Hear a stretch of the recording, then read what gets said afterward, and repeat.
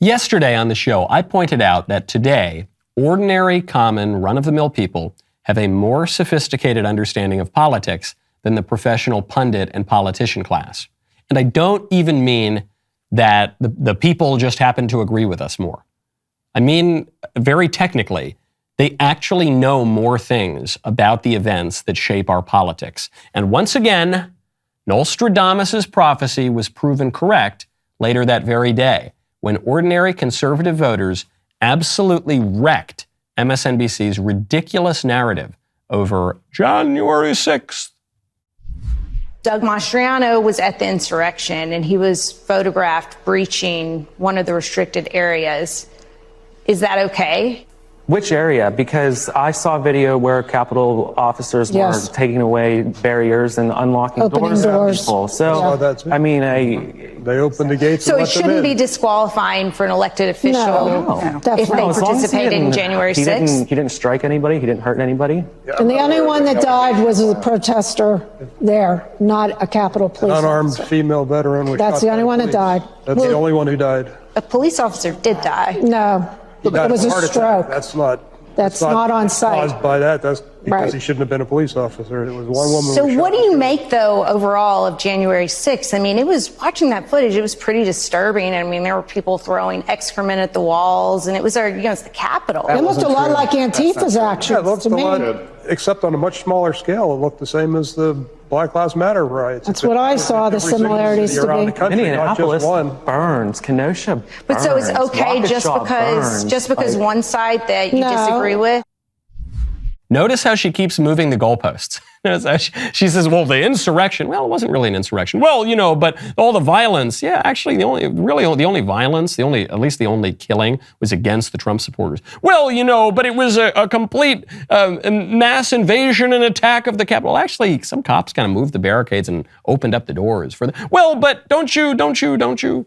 Poll after poll shows that the people get it. They get it a lot better than the chattering class. They're in possession of much more information and motivation than the largely ignorant, almost entirely liberal punditocracy. Now, the powers that be have a choice. Do they let the people have the government they want? Or do they clamp down even further to get their own way? I'm Michael Knowles. This is The Michael Knowles Show.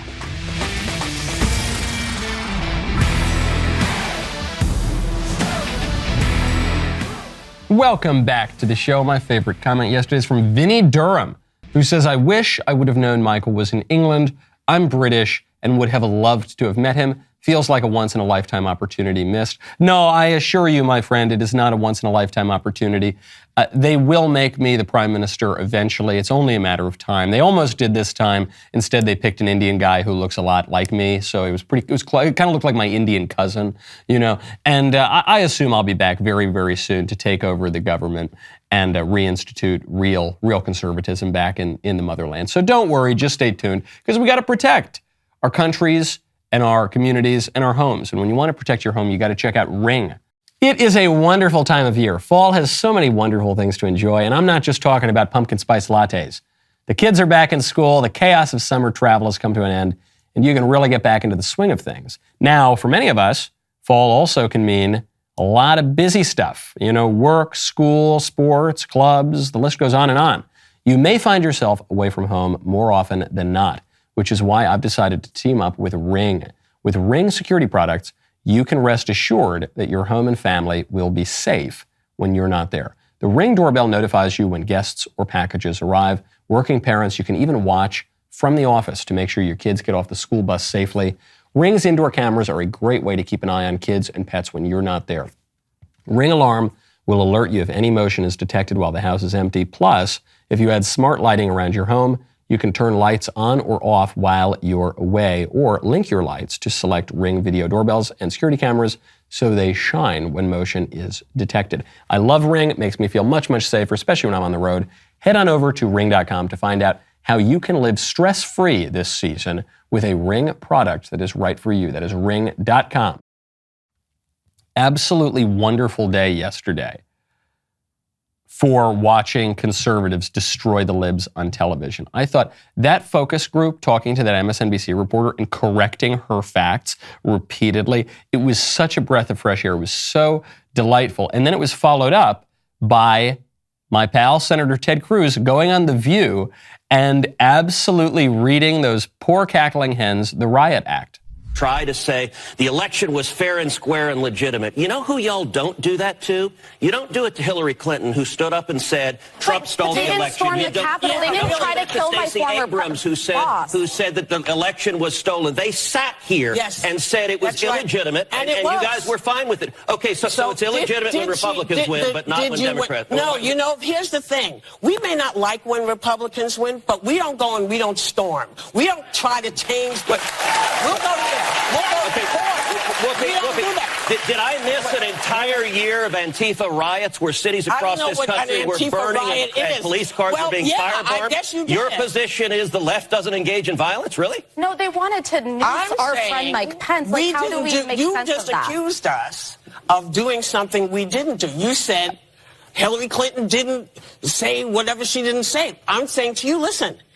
And she said it's sitting here, and you were fine with her saying it was illegitimate for Republicans to win. She called Donald Trump the next morning, and she conceded the election, Ted. Okay, took the call. As did Stacey Abrams. All right. She sat there while Donald Trump was getting sworn in. Hillary Clinton says Trump is an illegitimate president. Hillary Clinton says the election is stolen from you. Hillary Clinton in 2002, George W. Bush was selected, not elected. Joe Biden, Al Gore was elected president. So Joe Biden claims George W. Bush was illegitimate. Right?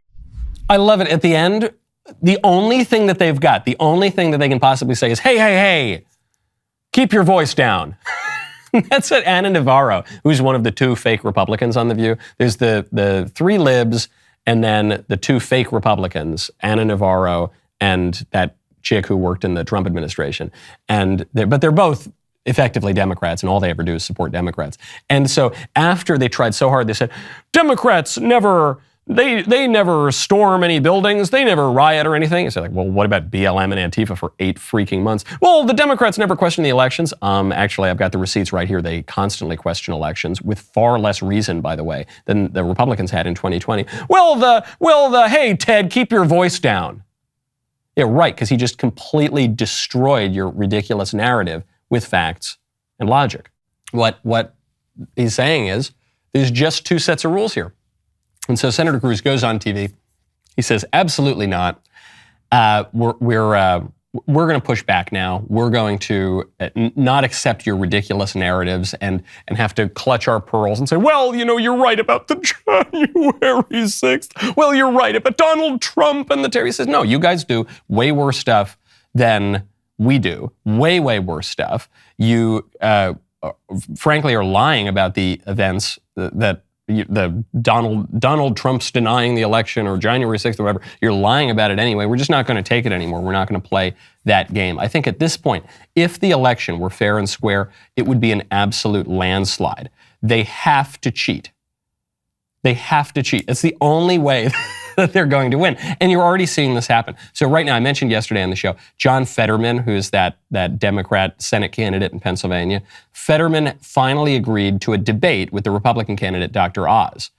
Now, of course, Fetterman pushed the debate as long as he possibly could, as late into the game as possible, because voting's already been going on in Pennsylvania since September. So he's hoping, okay, well, I'm obviously going to look terrible at the debate, but if I can encourage enough people to vote before the debate even happens, then it's not going to matter quite as much. And now John Fetterman's campaign is insisting that he be allowed to use an earpiece during the debate. And so why will he use the earpiece? They're saying it's because he had a stroke and his health is obviously terrible, and he's certainly not fit to be a U.S. senator. He's not morally fit or intellectually fit, but now he's not even fit as a matter of his own health. And so he needs the earpiece to help with his, quote, lingering auditory processing issues. So they say, we are prepared for Dr. Oz's allies and right-wing media to circulate malicious viral videos after the debate that try to paint John in a negative light because of awkward pauses, missing some words, and mushing other words together. John has had a remarkable recovery, but the ongoing auditory processing challenges are real. The campaign insisted on closed captioning technology because it's necessary. So notice what they're saying. Malicious, awful, terrible, viral videos of John Fetterman in his own words.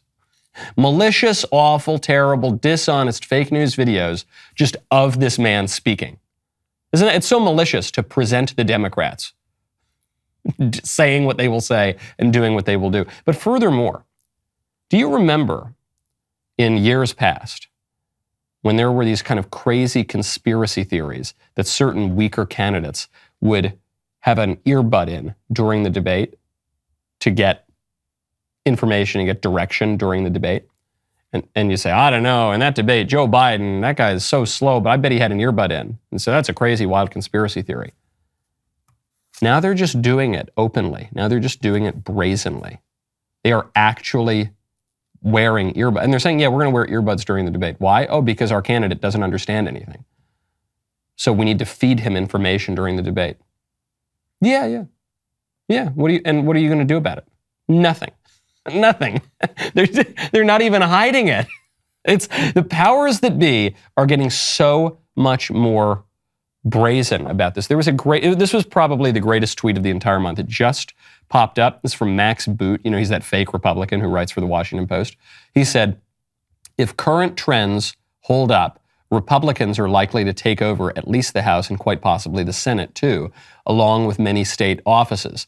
This is how democracies die, both at home and abroad. If current trends hold up, the people are going to elect Republicans. This is how democracies die, both at home and abroad. Not sure what that word democracy means. What it shows you is that the Democrats and the entire liberal establishment, which includes the fake Republicans as well, like, you know, on The View, they have two fake Republicans, Anna Navarro and that chick from the Trump administration. But they're effectively Democrats. All they ever do is support Democrats. And Max Boot, the same thing. He just supports Democrats. And what they're telling you is that their understanding of democracy has nothing to do with the actual meaning of the word democracy. Their understanding of the word democracy is the liberal status quo. And so when the people challenge the liberal status quo, when the people speak out against the lies that we're being told, when the focus group from Pennsylvania goes on MSNBC and says, you're actually lying about this and lying about that, and you're misrepresenting this, and we actually have the facts, then we're told, well, that's a threat to democracy. When the people want their voices heard, that is, of course, a threat to democracy. Now, when we want to protect our assets from this crazy, tempestuous climate, we need to check out Birch Gold.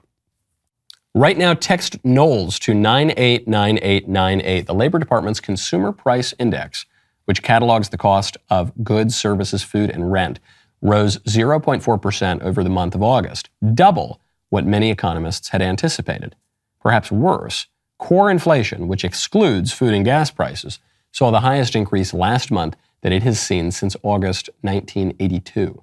What is the current administration doing to quell the surge of inflation? Spending more of your taxpayer dollars, of course. Don't bury your head in the sand while your savings deplete. Diversify into gold with Birch Gold today. Text Knowles, K-N-O-W-L-E-S, to 989898, and Birch Gold will send you a free info kit on protecting your savings with gold in a tax-sheltered account. The experts over at Birch Gold have almost 20 years of experience in converting IRAs and 401ks into precious metals IRAs. Gold has always been your best hedge against inflation. A diversified savings can protect you from the downturns in the market. If you have a 401k or IRA that's underperforming, just text Knowles, K-N-O-W-L-E-S, to 989898, and you can convert that into an IRA in precious metals right now. Birch Gold Group has an A+ rating from the Better Business Bureau. Text Knowles to 989898, and Birch Gold will send you a free info kit on diversifying into gold tax-free. Take the necessary steps to hedge against inflation today. Protect your hard-earned money. Get your free info kit by texting Knowles to 989898 now. Speaking of the brazenness of our ruling elite, you've got a situation now where the people who in any way question the regime will face horrible, horrible consequences. They'll be investigated, they could be imprisoned, thrown in solitary confinement, you know, like the grannies who stormed the Capitol Rotunda on January 6th. They could be ordered by a court to pay $1 billion or now possibly even trillions of dollars in the case of Alex Jones. We'll get to that a little bit later or sometime this week.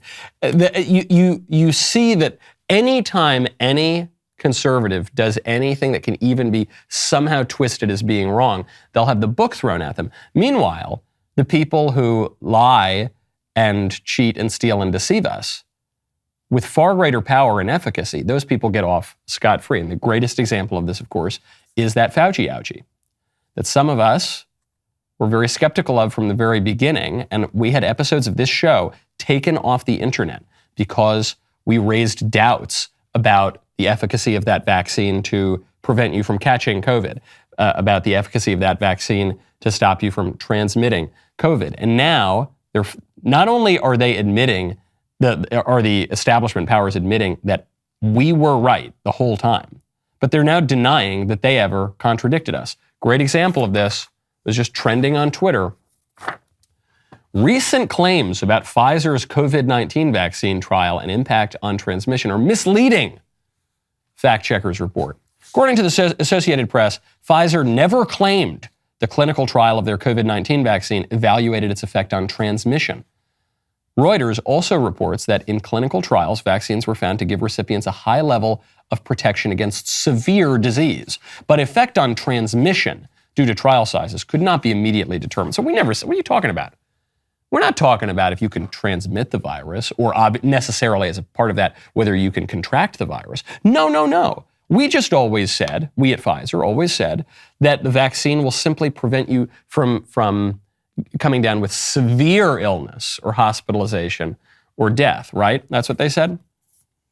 Because I've got a tweet here from Albert Bourla, who is the CEO and chairman of Pfizer, who says, excited to share that updated analysis from our phase 3 study with BioNTech also showed that our COVID-19 vaccine was 100% effective in preventing COVID-19 cases in South Africa. And then just to add a little cherry on top, he says 100%.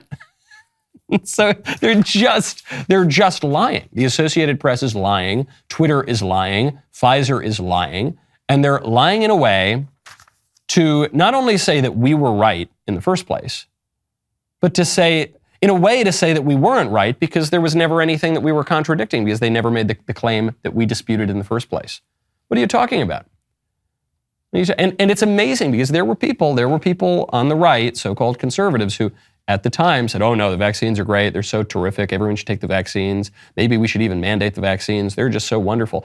And I thought, what are you basing that on? They said, well, all the studies and all the promises of the Pfizer CEO and Joe Biden and Rochelle Walensky and Dr. Fauci. I thought, right, but those people are all liars. They're all liars. They're all extremely corrupt. There are huge financial and political incentives for them to deceive us. They have a track record of deceiving us, and we have very little leverage or power in this thing at all. So why on earth would you give them the benefit of the doubt? Why on earth do you think they have any credibility at all? And we were called crazy, wild conspiracy theorists. And now Pfizer itself is trying to pretend that it had the same opinion we did the whole time. So what else are we right about? Remember, at the time, in the early days of that vaccine, I'll just think about my own wife. My wife was pregnant when these vaccines came out. And our families were really trying very hard to pressure us to take the Fauci ouchie. And my wife was very hardline about this. And she said, I'm pregnant. I'm not taking some experimental drug. Certainly not while I'm pregnant. Are you insane? And then you hear anecdotal cases about people having problems in their pregnancies after they took the vaccine. And you could say, well, it's just coincidence. Well, okay, but there are a whole lot of coincidences that are going on. And you'll remember at the time, people said, forget about even pregnancies. There is no way that the vaccine in any way can affect a woman's menstrual cycle, period. Not at all. It has nothing to do with that. And then what did they admit? 6 months or a year later. Okay, well, yes, it actually does affect women's menstrual cycles, but it's not a big deal. Don't worry, it's usually only temporary. Okay, well, sometimes it's not just a short period of time, but it'll go. Anyway, never mind, it's not a big deal. Move on, nothing to see here. These people have no credibility. Then you see a video like this. It's been going viral on TikTok. It's Katy Perry.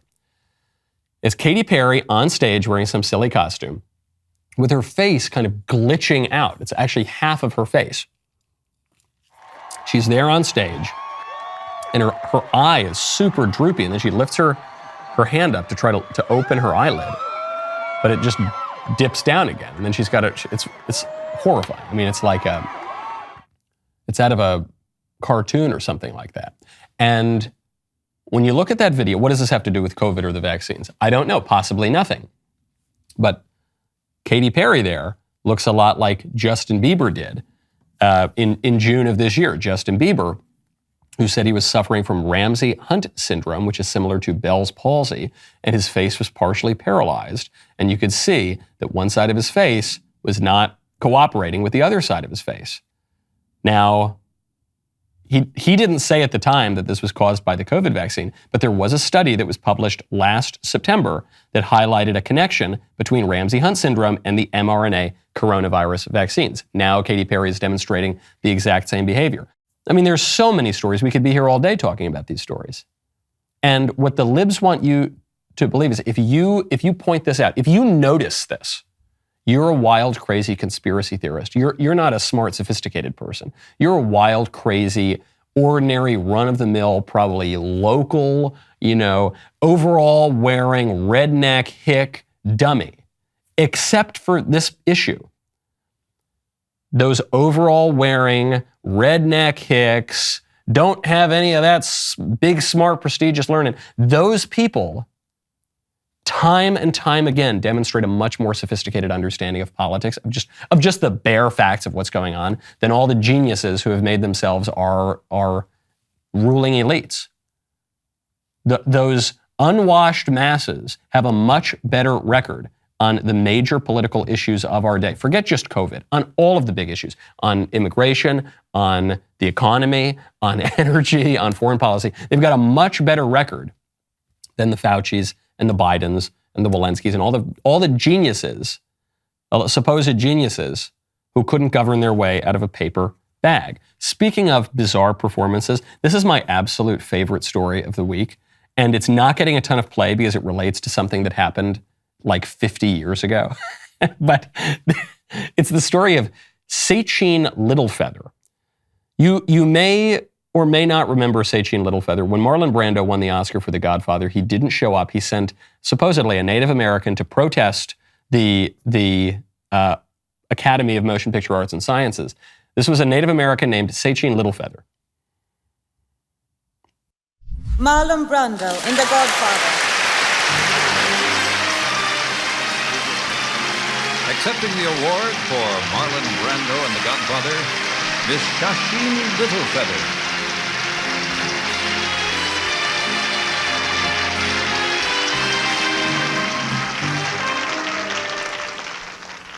Hello, my name is Sacheen Littlefeather.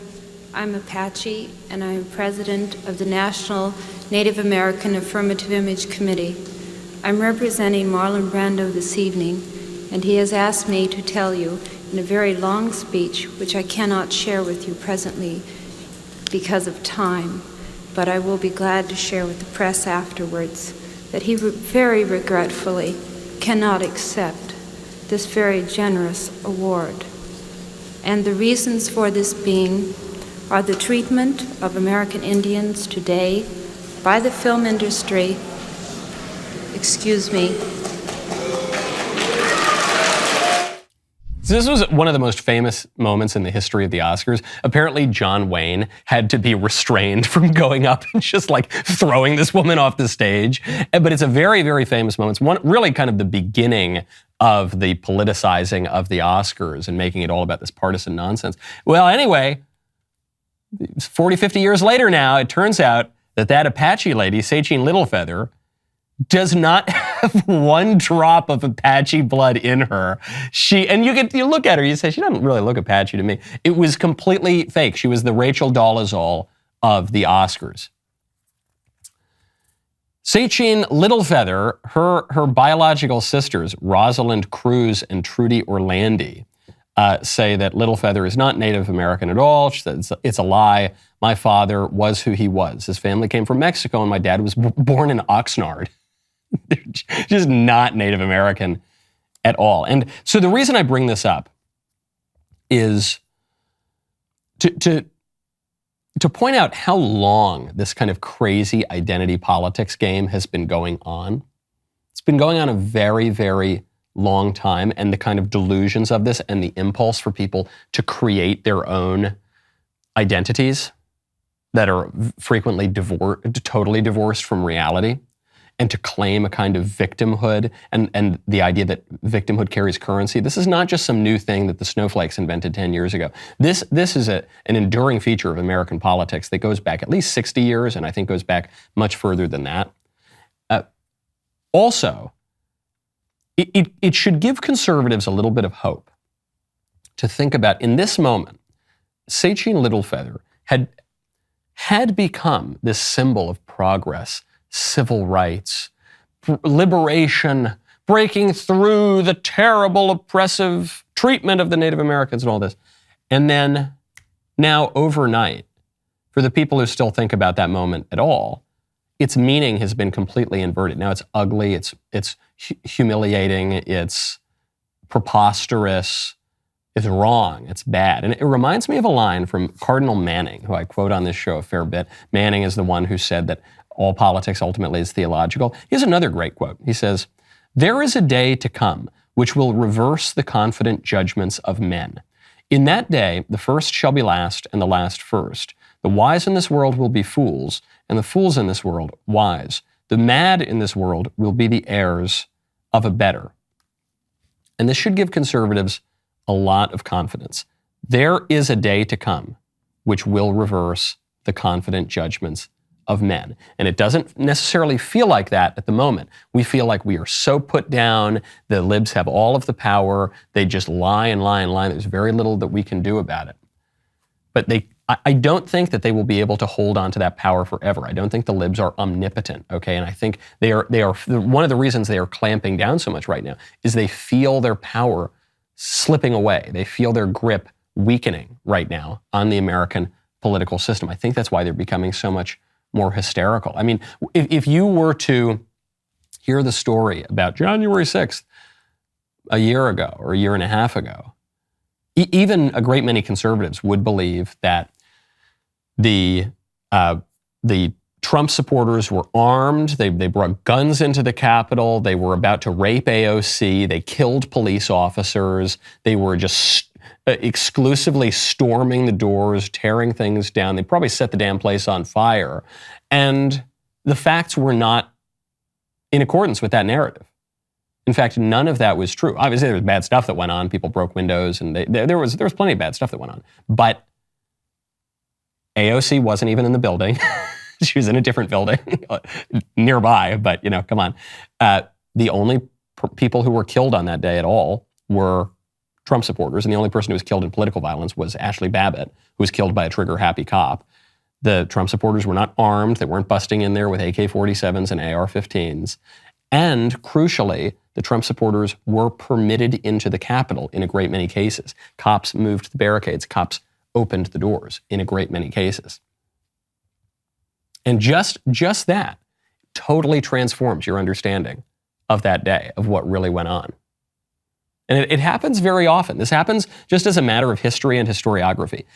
Our perception and our conception of these kinds of events and of historical figures and historical movements and the way that we view human nature in the world, it can change very, very quickly. And I think that we are on the cusp right now of the liberal established view of the world just collapsing.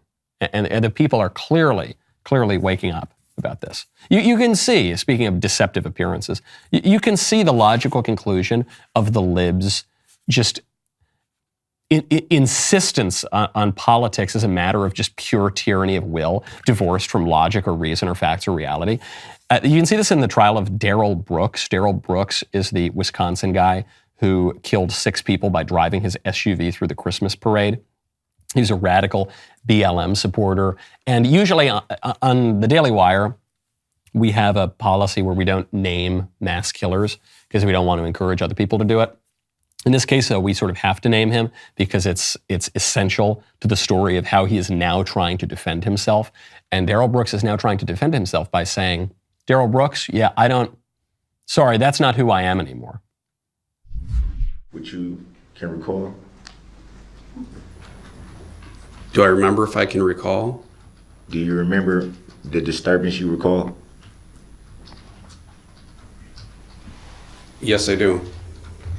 Would you state what that is? What that was, rather?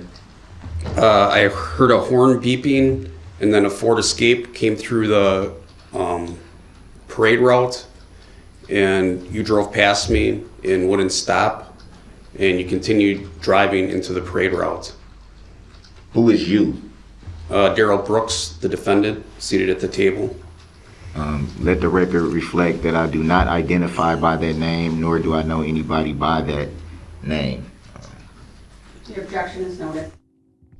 So the reason that the killer, Darrell Brooks, is questioning the witness is because Brooks has decided to be his own lawyer, because he probably is a fairly crazy person. And now his defense is, I don't know anyone by the name of Darrell Brooks. Darrell? No, sorry, doesn't ring a bell. And sure, that seems crazy. Why is this crazy? Why is it any more crazy for Darrell Brooks to say, I am no longer Darrell Brooks, than it is for Richard Levine to say, now I'm Rachel Levine. I don't know anyone by the name of Richard Levine. No, I, the assistant health secretary, I'm Rachel. No, Bruce Jenner, I don't know anybody by the name of Bruce Jenner. I'm Caitlyn Jenner. Why? Why is it crazy? It's the same thing. It's exactly the same thing. And there are even a great many conservatives who will say, well, you can legally change your name, and so I'm perfectly willing to call Richard Levine Rachel or whatever. Okay, so then we should call Darrell Brooks whatever name he wants to be called now. The killer formerly known as Darrell Brooks. Now, what's crazy about him saying I'm no longer Darrell Brooks is he is insinuating, I think, by saying that he does not bear any responsibility for what Darrell Brooks did, namely kill a bunch of people in a Wisconsin Christmas parade.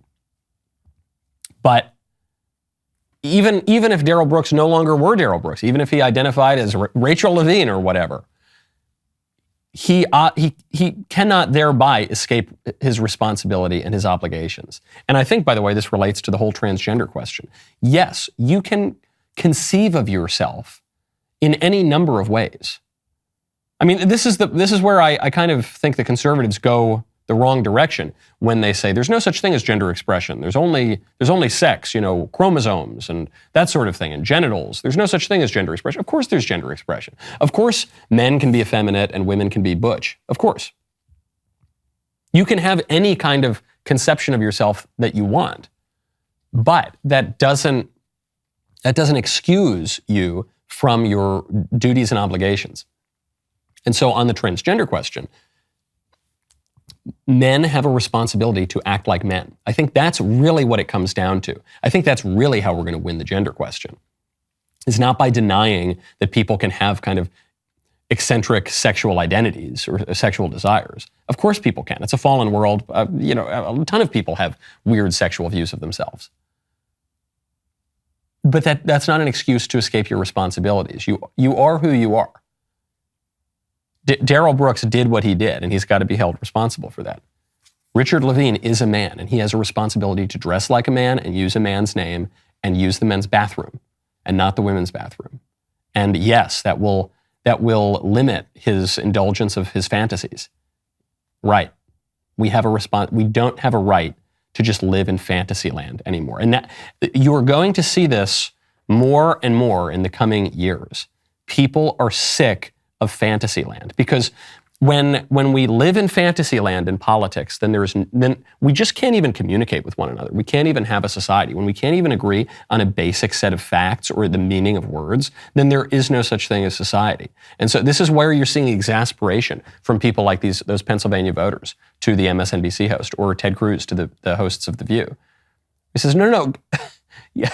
You're urinating on my leg and telling me that it's raining. Lady, I got the facts. I got the receipts, okay? We got video. We got audio. We got everything. Say, no, that's not. I don't identify with Hillary Clinton saying that.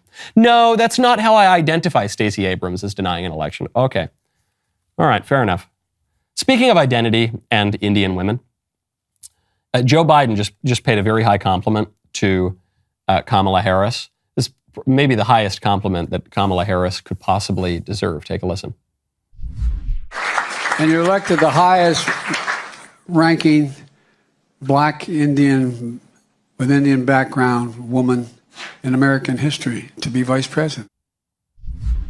The highest ranking black Indian woman with black in American. You can tell even Joe Biden is clearly tired of identity politics. I think he's tired of most things, but he's obviously tired of identity politics. He can't even get through it, seriously. And this is what the Democrats always rely on. We got to elect Obama. Why? Because he's black. Yeah, but we don't know anything about him. Yeah, that's fine. He's black. Yeah, he seems kind of radical. Right, yeah, but he's black. Yeah, but he's really young and he hasn't accomplished really anything in his life and he's got no track record whatsoever and he's got really some disconcerting kind of connections in his past. Yeah, but maybe you didn't hear me. He's black. And it's so important that we have a black guy in office for some reason. I don't know why, but for some reason. And by the way, Barack Obama is Pericles compared to Kamala Harris. I mean, Kamala Harris is one of the least impressive human beings I've ever seen. Forget about least impressive politicians. She is truly one of the least impressive people I have ever met. And I know some real derelicts, okay? I know some real degenerates. But what has Kamala Harris done? What has she ever accomplished? She's held some political positions. She was picked as vice president because she's a black woman. Biden's saying it again there. And he said it at the time. He said, I'm going to pick a black woman. He had three choices. Susan Rice, who was the Obama fall man on Benghazi, couldn't be her.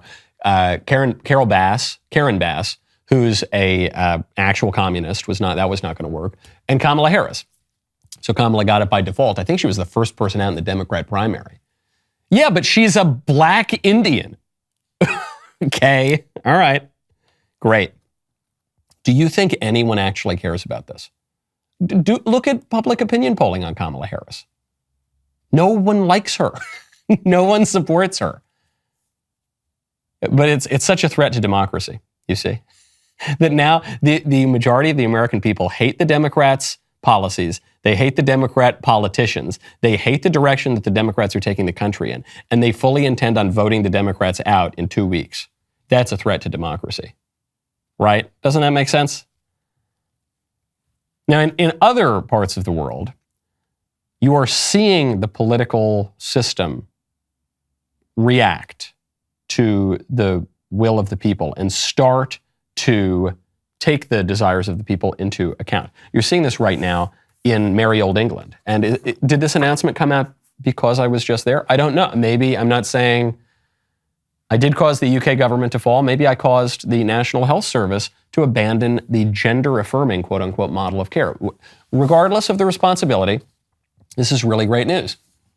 The NHS has proposed new guidelines advocating for a more cautious approach to treating sexual confusion in minors.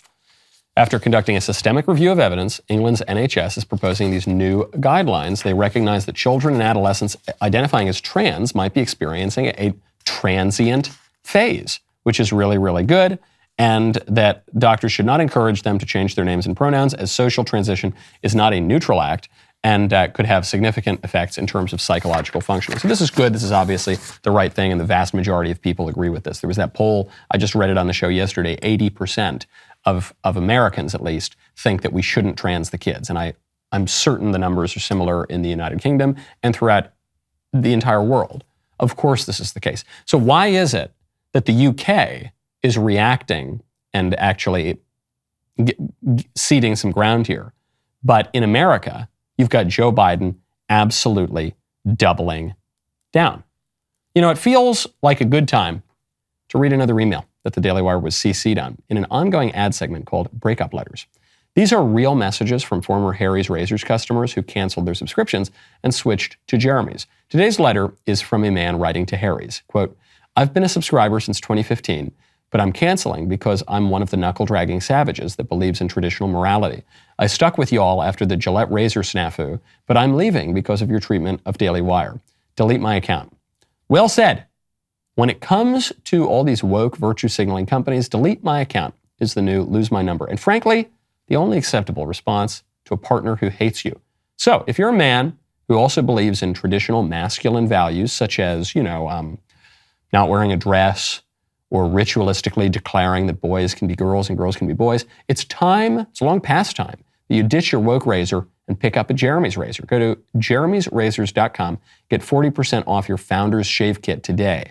That's jeremy'srazors.com. Stop giving your money to woke corporations. Give it to Jeremy instead, and keep the breakup emails coming by copying us at reviews@jeremy'srazors.com.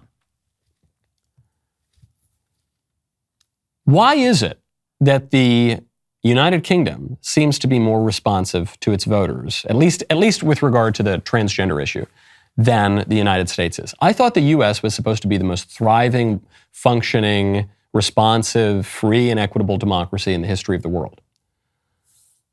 If it ever was that, it certainly wouldn't seem to be that anymore.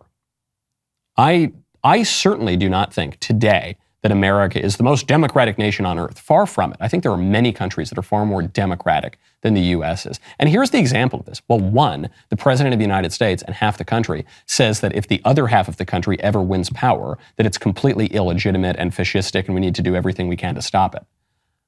They are not legitimate players in our political process. Their very existence poses a threat to democracy. So that would be one big problem. But there's another issue, which is the American government right now does not seem to have to be responsive to the people. And for decades, this has been the case. How is it that the majority of the American people want to drastically reduce immigration, and yet we only ever get more and more and more immigration, to the point that we're having 3 million immigrants in the last year come into the country, 2 million of whom are illegal? How's that the case? You've seen a big push against imperial wars abroad among the American people. I suspect the vast majority of Americans oppose the kind of imperial wars that we've engaged in for many decades now. And yet the foreign policy never changes. Never changes. No matter the Republicans get elected, the Democrats get elected, we get more immigration, we get more imperial wars abroad, we get more outsourcing of our industry, we get more of a reduction of religion in the public square. We get more weird sex stuff, which, again, I strongly suspect the majority of Americans oppose, and the polls reflect that. What's that about? How come on really important issues, the government, no matter which party is in power, never seems to pursue the will of the people? Because they're not accountable. Because because the way that the system is set up, they don't actually have to be accountable. It's true of the corporations, too. I mentioned this on the show yesterday, but we were told that, listen, the government, maybe that's really corrupt, but hey, at least the corporations are responding to market forces, market incentives. Well, I don't think that's the case. I think that the corporations are responding to BlackRock and State Street and Vanguard, pushing ESG policies, among other nefarious tactics, to get those companies to go woke and push weird sex stuff and veganism and hyper-environmentalism and all this kind of stuff that the majority of the people don't want. That's not company. When Cracker Barrel, I keep using this example because it's so absurd. When Cracker Barrel starts putting vegan sausage on the menu, which I promise you not one single Cracker Barrel customer has ever asked for, then you know that it's not just market forces determining how these companies work. You see it when the big corporations are silencing half the country. You know it's not just market forces determining that. Speaking of the UK, by the way, it's not all sunny news in the UK. There's some sad news too. The guy who just became the prime minister after Liz Truss resigned. Liz Truss was the shortest serving prime minister in UK history. Served just 45 days or so. A little bit more now that she's officially out of office. Rishi Sunak is the new prime minister. He's the former chancellor of the Exchequer. He's best known for signing all of those COVID checks on the big lockdown policies from COVID. Rishi Sunak is a big fan and supporter of the World Economic Forum. He also received even an implicit endorsement of the Chinese Communist Party. This guy is just terrible. I like him a little bit because he looks somewhat like an Indian version of me. So it's good. I like having my, political cousins in office. But the guy, and what's crazy is Rishi Sunak is supposedly a conservative. He's supposedly a Tory. but he's not. Nigel Farage just came out. He said he can't support any candidate because, as I said last week, the globalist coup has succeeded. There is no Conservative Party. It is dead. And in fact, in many ways, the way that Rishi Sunak became the prime minister was because the liberal establishment did not get its preferred candidate when Liz Truss became prime minister. And so they did everything they could to tank the pound and tank the British economy so that she would be forced from office so that they could get the much more liberal candidate that they did want. And why? Because they want to undo Brexit, because they want to undo Britain's new claims for common sense and national sovereignty, and they want to undo all of that. And so it's sort of like the empire strikes back. You're seeing that here in the United States too, with our very favorite court jester conservative. That would be, of course, Liz Cheney, who is now threatening, if Donald Trump is the nominee in 2024, she is now threatening to run for president herself. I'm focused on what we've got to do to save the country from this very dangerous moment we're in, not right now on whether I'm going to be a candidate or not. There's some people suggest if you were a third-party candidate, it would be enough to stop Trump. Well, we will do whatever it takes. As I said, he will not be the president of the United States again. We will do whatever it takes. He will not be the president of the United States. Now, it sounds like bluster, but it is a little bit ominous, actually, coming from Liz Cheney, because even though Liz Cheney pretends to be a Republican, on all the crucial issues, she sides with the Democrats, and she goes on the Democrat TV stations and spouts Democrat talking points. And she is a representative of the Democrat establishment, which does have a lot of power and which prevented Trump from winning re-election in 2020. And admitted that they did that by rigging the election in a very lengthy Time magazine article. And we know that they rigged the election. We saw it, especially in Pennsylvania. We saw a lot of shenanigans in Georgia, Arizona, and elsewhere as well. So when Liz Cheney comes out and says Donald Trump will not be the president, you do kind of wonder. You say, okay, look, Liz Cheney is never going to be president, sure. And this woman has no popular support whatsoever. But if she's speaking as a mouthpiece of the liberal establishment, as I think she is, then she might be onto something. She might say, we are going to do whatever we can to stop the American people from electing the person that they want. To save our sacred democracy, we have to stop the people from exercising their democratic rights. And you're seeing the same kind of talk. Well, we talked about it at the very top of the show with that MSNBC lady trying to knock down Doug Mastroiano, who is a gubernatorial candidate in Pennsylvania. We got the election coming up very, very soon. We've got Doug Mastroiano on the show, actually. So you're going to want to stay tuned because that is going to be on the member block. The rest of the show continues now. If you do not want to miss it, if you are not a member, click the link in the description and join us.